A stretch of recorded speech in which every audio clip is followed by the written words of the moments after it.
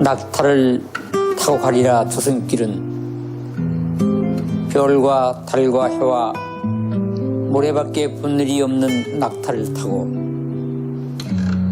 세상사 물으면 짐짓 아무것도 못 본 채 손저 대답하면서 슬픔도 아픔도 까맣게 잊었다는 듯 누군가 있어 다시 세상에 나가란다면 낙타가 되어 가겠다 대답하리라. 별과 달과 해와 모래만 보고 살다가 돌아올 때는 세상에서 가장 어리석은 사람 하나 등에 업고 오겠노라고. 무슨 재미로 세상을 살았는지도 모르는 가장 가엾은 사람 하나 골라 길동무 되어서 1936년 4월 6일 충주의 한 마을에서 시인은 태어났습니다. 신경림, 본명은 신응식. 그의 생애는 시를 떠나서는 생각할 수 없을 만큼 죽는 그 순간까지도 시와 함께했습니다. 우리는 그를 사람의 길이 아니면 그 무엇과도 타협을 거부했던 시대의 양심이라 부릅니다. 그 누구보다 이 땅의 밑바닥 인생들을 온몸으로 사랑했던 시인, 결코 목소리를 높여 말하는 법이 없던 사람, 그러나 그 어떤 소리보다도 울림이 컸던 사람.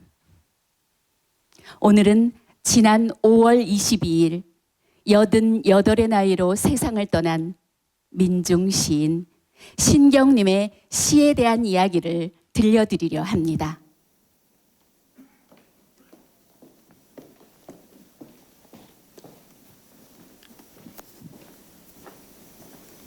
아니, 너는 수업 시간에 공부는 안 하고 대체 뭐 하고 있는 거야?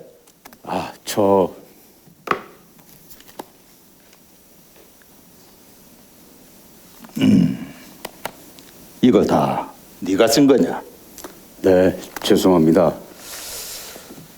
경림아, 넌 여기 있으면 안 되겠다. 넌 시인이 되어야 해. 그러니 상급학교로 지나갈 수 있는 충주고등학교로 전학을 가는 게 좋겠다. 아니에요.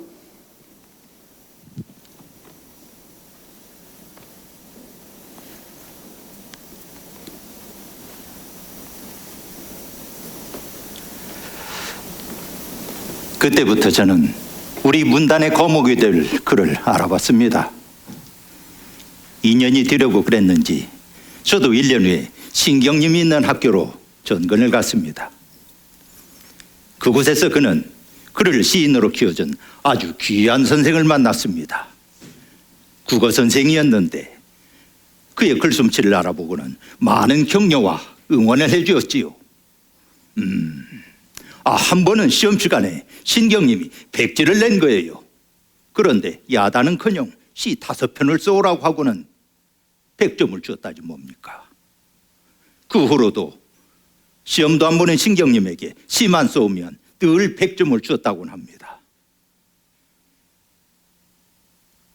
글만 잘 쓰면 되지 시험은 잘 봐 뭐 하냐면서 말이지요.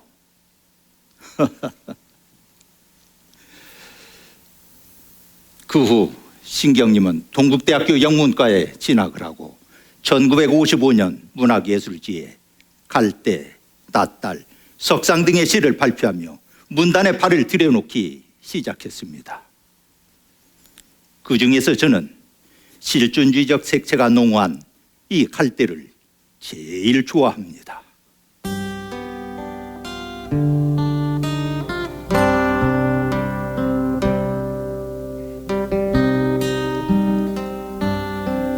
언제부터인가 갈대는 속으로 조용히 울고 있었다. 그런 어느 밤이었을 것이다. 갈 때는 그의 온몸이 흔들리고 있는 것을 알았다.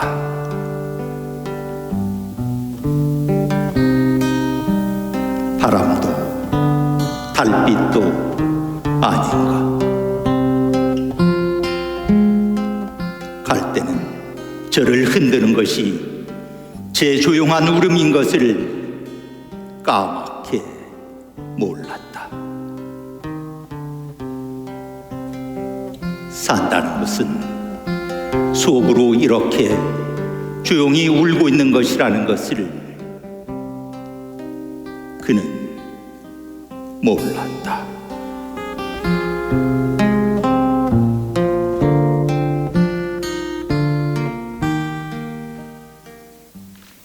신경님은 어릴 때부터 꿈꾸던 시인이 되었지만 매 끼니를 걱정해야 하는 현실이 슬펐습니다. 시가 밥이 되지 않았던 현실 속에서 그는 시 쓰는 일이 세상 사는 일과는 관계없는 것 같다며 시 쓰기를 그만두고 시골로 내려갑니다. 그로부터 10년간 문학적으로는 긴 침묵으로 생활 면에서는 갖가지 이력으로 신산의 나날을 보내게 됩니다.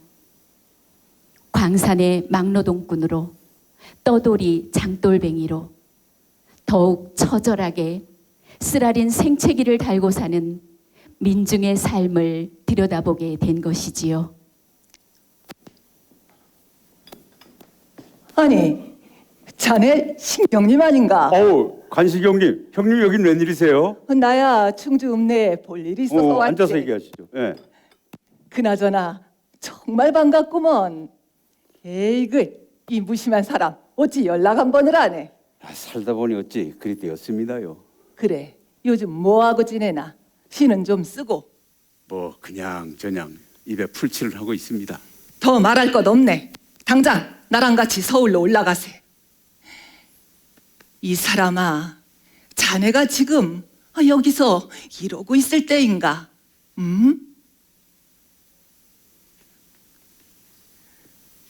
가난한 삶 속에서 3대를 부양하는 가장이 된 신경님도 그땐 어지간히 지쳐 있었던 듯합니다. 사실 저는 제가 사는 집 방 한 칸을 빌려준 것뿐인데 신경님은 마치 큰 은혜라도 입은 것처럼 늘 고맙다는 말을 합니다. 얻어먹은 김치만 해도 5독이 넘는다고 하면서 말이지요. 그 후 신경님은 영어 강사로 일을 하며 생계를 꾸리다가 1971년 드디어 오랜 침묵을 깨고 창작과 비평의 시, 농무를 내놓게 되지요. 아시다시피 1971년 그때가 어떤 세상이었습니까? 갈기 나쁜 미수에 근로개선을 요구하며 분신을 시도하는 노동자에, 그리고 박정희 7대 대통령 당선에 실미도 사건에 시인이 예언가는 아니지만 때론 예언가 흉내라도 내야 하는 시대가 있지요. 신경님은 예언이 아니라 시로서 그 어두운 시대를 극복하려 한 것이 아닌가 싶습니다.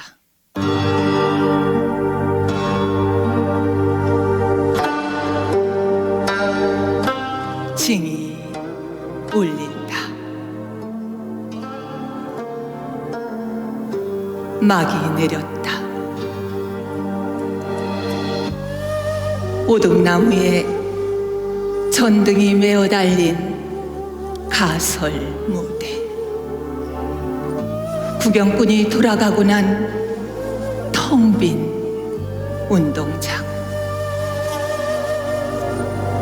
우리는 분이 얼룩진 얼굴로 학교 앞 소주집에 몰려 술을 마신다. 답답하고 고달프게 사는 것이 원통하다. 꽹과리를 앞장세워 창거리로 나서면 따라붙어 악을 쓰는 건 쪼무레기들 뿐. 처녀 애들은 기름집 담벽에 붙어서서 철없이 킬킬대는구나.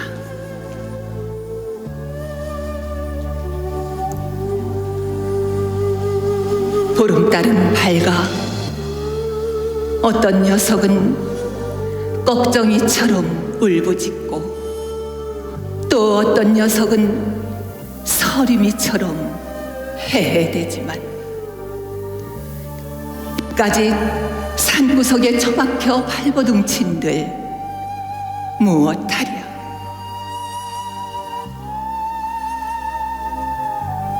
비료값도 안 나오는 농사 따위야 아예 여편네에게나 맡겨두고 쇠전을 거쳐 도수장 앞에 와 돌 때 우리는 점점 신명이 난다. 한 다리를 들고 날라리를 붉거나 고갯짓을 하고 어깨를 흔들거나.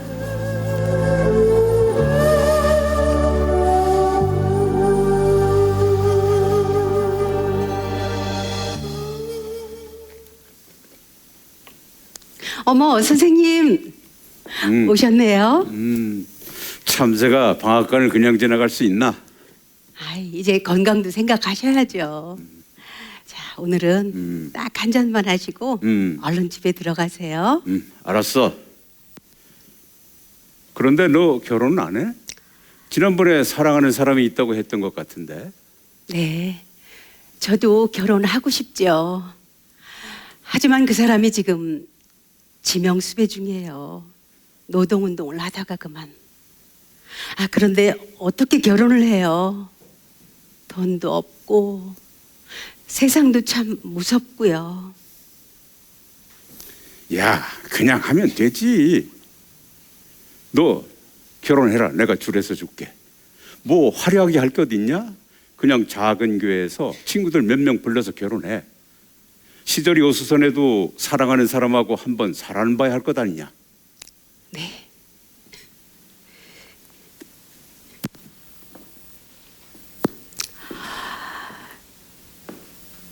신경님 시인은 저희 엄마가 운영하는 주점에 자주 들러서 막걸리를 마시곤 했어요. 저와도 많은 이야기를 나누었지요. 아빠 같은 인생의 스승 같은 그런 느낌을 주는 시인이셨어요. 결혼하라며 모든 준비는 선생님께서 다 해주시겠다는 말씀에 얼마나 감사하던지 한참을 울었던 기억이 나네요. 그때 선생님께서 예식장을 마련해서 주례도 서주시고 또 술도 사주시면서 너희 사랑이라는 결혼 축시를 써주셨어요. 그리고 나서 너무 기분 좋다시며 즉석에서 또 한 편을 써주신 것이 바로 여러분들이 좋아하시는 가난한 사랑 노래라는 시입니다.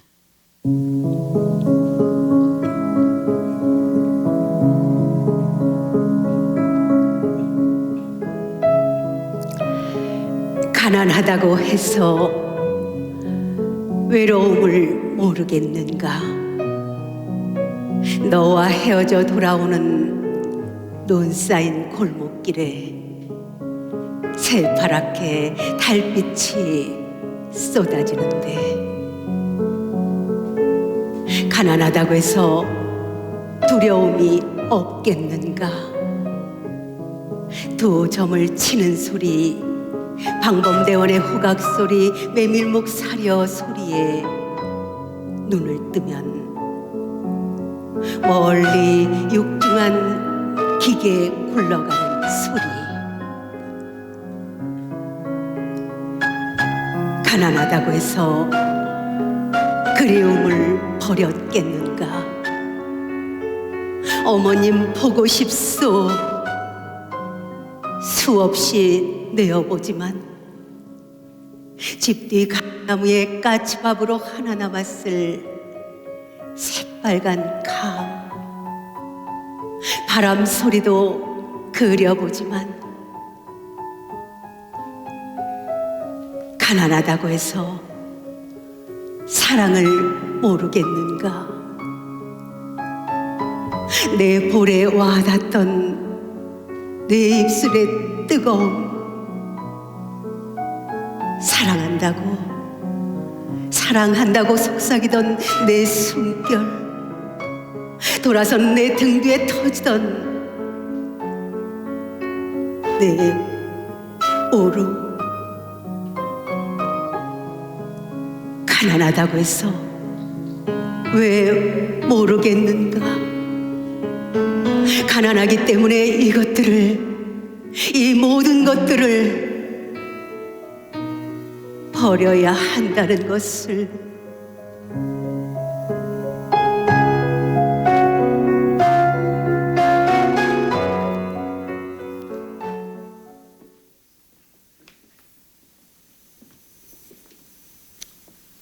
시 쓰는 신경님, 저를 기억해 주셔서 고맙습니다. 제가 쓴 시 중에 목계장터는 수년간에 걸쳐서 서너 번 고쳤었어요. 마지막 고쳐 쓴 목계장터는 사연이 좀 있죠. 아마 1976년일 거예요. 나는 오장환이 번역한 러시아 사회주의 시인 에세닌 시집을 가지고 다니며 수시로 보았어요. 그날도 친구들과 술을 마시고 화장실에 다녀보니 뭔가 싸늘한 느낌이 들어서 혹시나 하고 시집을 넣어둔 코트 주머니를 뒤져보니 그 시집이 없어진 거예요. 순간 걸렸구나 하는 느낌이 왔죠. 뭐 그 당시에는 그런 시집을 가지고 있는 것 자체가 불법인 세상이었으니까요. 정말 신기한 게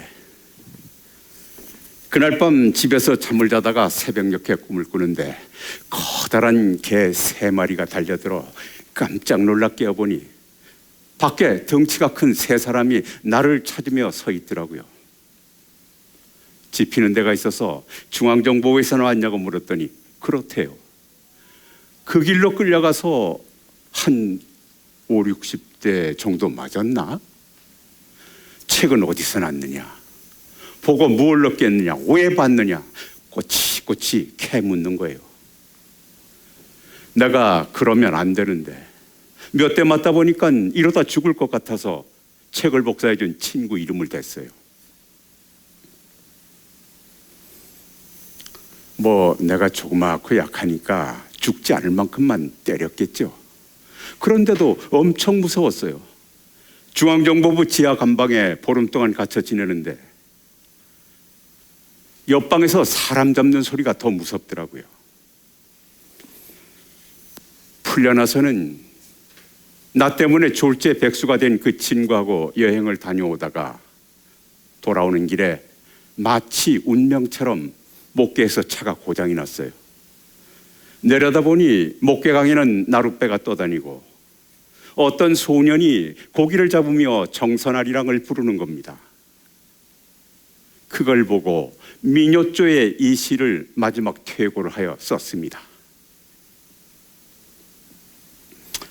뭐 당시에는 나 자신에 대한 허망함? 희망도 없는 나는 마음대로 글도 못 쓰고 죽을 때까지 말도 한번 제대로 못하고 죽겠구나 싶었던 것 같아요. 당시에는 매일 형사가 저를 찾아와 감시를 했거든요. 나중에는 그 친구랑도 그 형사랑도 술 친구가 되었지만 말입니다. 시 목개장터는 이렇게 만들어졌습니다.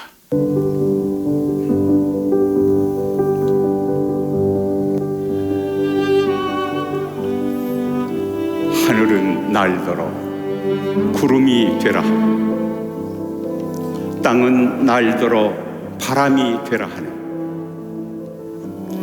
청룡 흑룡 흩어져 비개인 나루 잡초나 일깨우는 잔바람이 되라네. 뱃길이라 서울 사흘 목개나루에 아흘의 나흘 찾아 밥값은 파는 가을볕도 서러운 박물장수 되라네. 산은 날더러 들꽃이 되라 하고 강은 날더러 잔돌이 되라. 산월이 맵차거든 불 속에 얼굴 묻고 물려올 모질거든 바위 뒤에 붙으라네.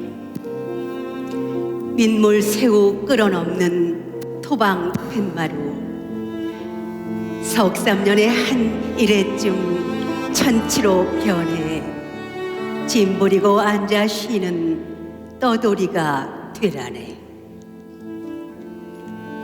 하늘은 날더러 바람이 되라 하고 산은 날더러 잔돌이 되라 하네.